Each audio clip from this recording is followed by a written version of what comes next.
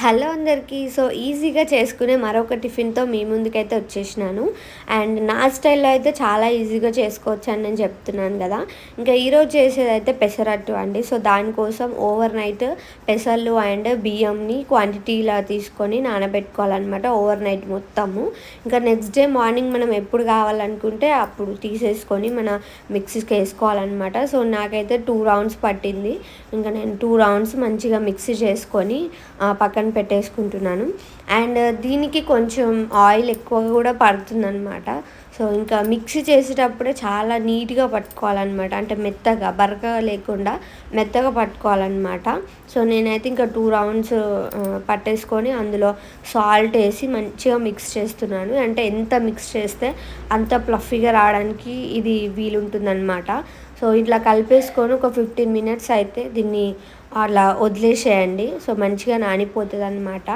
ఒక 15 మినిట్స్ తర్వాత ఒక ప్యాన్ తీసుకొని మంచిగా స్టవ్ మీద పెట్టేసుకొని హీట్ చేసుకోవాలి. అది ఎంత హీట్ అవుతే మనకి పెసరట్టు అనేది అంత క్రంచీగా అవుతుందనమాట. సో, ఇంకా అది వేడైతున్నప్పుడు మనం ఆయిల్ వేసి ఇలా ఆనియన్‌తో రబ్ చేస్తాం కదా! మామూలుగా దోసకు కూడా. సేమ్ అలానే దీనికి కూడా రబ్ చేసేసుకొని ఇంకా మన బ్యాటర్‌ని అయితే పెసరట్టులాగా ఏసుకోవాలి.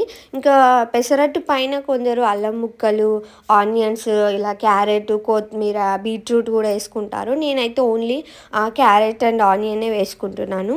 అండ్ ఇంకొక విషయం ఏంటంటే పెసరట్టు పోసినాక వన్ సైడ్ మాత్రమే కాలుస్తారండి. సో, అది ఎవరికి ఇష్టమో నాకు తెలీదు గానీ నాకు మాత్రం 2 సైడ్స్ కాలిస్తేనే చాలా బావుంటదని నా ఒపీనియన్. సో, నేనైతే 2 సైడ్స్ కాలుస్తా అనమాట. నేను వేస్తున్నాను కదా పెసరట్టు. సో, మీకు ఆల్రెడీ ఒక ఐడియా వచ్చుంటది సింపుల్‌గా వేయడానికి. ఎందుకంటే కొందరికి ఇట్లా లావు లావుగా తీసుకొని మొత్తం స్ప్రెడ్ చేసి వేస్తారు. నేనైతే అలా కాదండి.